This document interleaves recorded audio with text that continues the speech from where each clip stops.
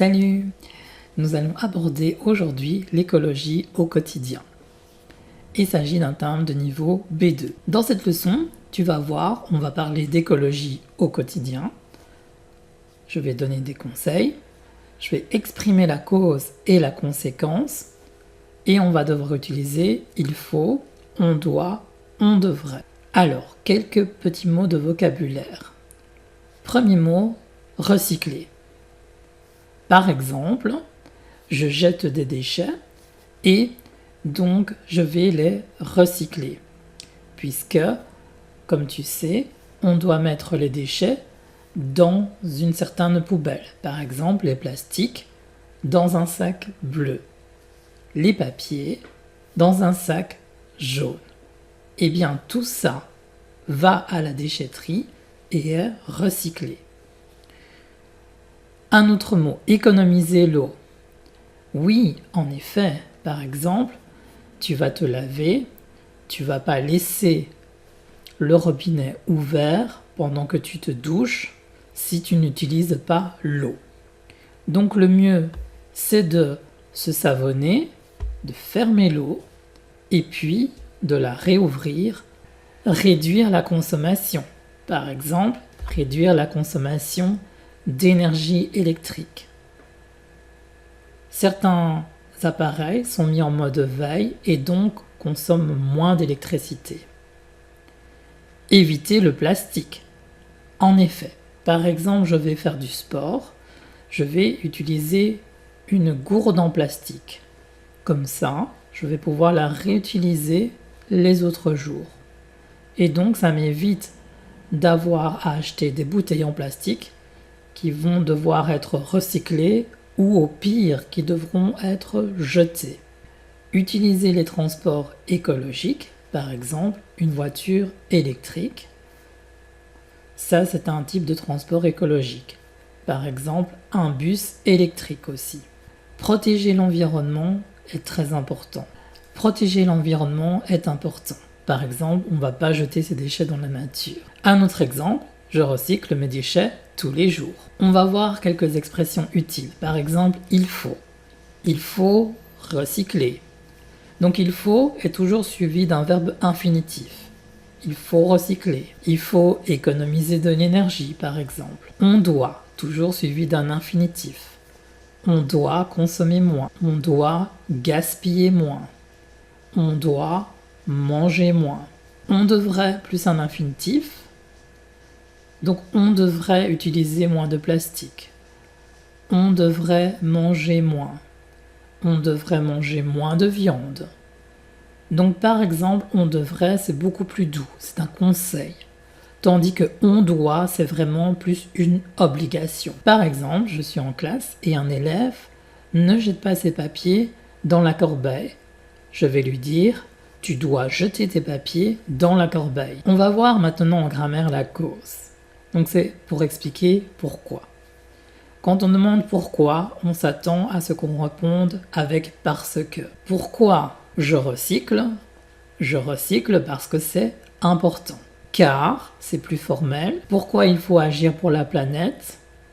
Il faut agir car la planète est en danger. Donc ça c'est plus formel. Puisque, ça c'est une cause évidente, puisqu'il fait chaud, on économise l'eau. Donc dans la première partie de la phrase, tu vois que puisqu'il fait chaud, c'est la cause.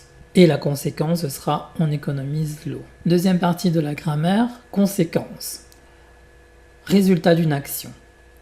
Je prends mon vélo, donc je pollue moins. Je prends la voiture, donc je pollue plus. Il y a trop de déchets, alors il faut agir. La planète souffre, c'est pourquoi on doit changer. Alors, voici quelques exemples complets. Je réduis ma consommation parce que je veux protéger la planète. Je prends le vélo, donc je pollue moins. Donc ça, c'est la conséquence. On va faire des exercices. Donc voici le premier exercice. On va compléter les phrases suivantes. Je recycle, c'est important. Il y a trop de pollution, il faut agir. On doit protéger la planète, elle est fragile. Petite pause et on se retrouve après. Super, tu as fini. Donc la réponse est je recycle parce que c'est important. On se justifie. Il y a trop de pollution, donc il faut agir. On doit protéger la planète car elle est fragile. Si tu as les bonnes réponses, c'est parfait. Je vais juste un peu justifier les réponses. Il y a trop de pollution, donc il faut agir. Donc c'est la conséquence, il faut agir. On doit protéger la planète car elle est fragile. Donc la raison, elle est fragile.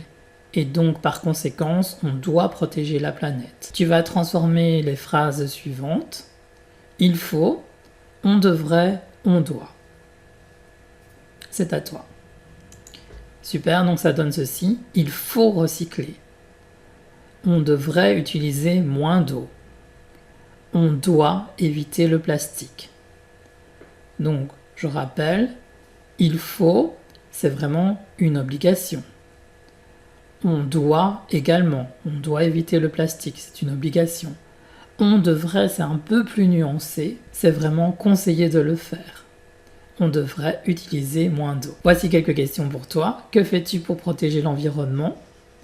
Alors tu peux répondre à ces questions par il faut, on devrait, parce que, donc. Je vais répondre à cette question. Donc que fais-tu pour protéger l'environnement? Il faut manger plus de produits de la ferme. On devrait consommer moins de plastique. On doit protéger l'environnement parce que nous vivons sur cette planète.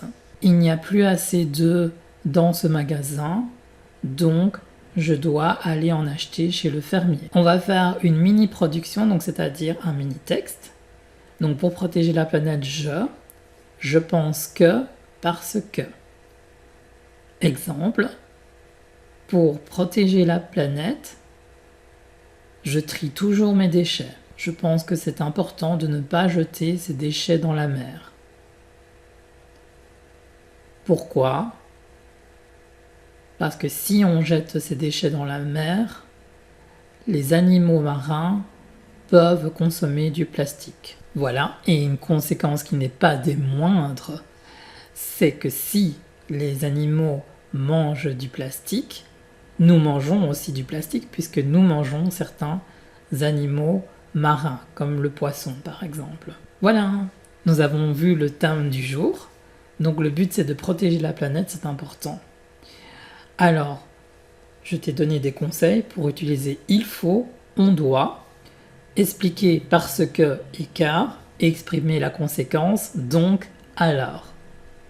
Et toi, que fais-tu pour la planète?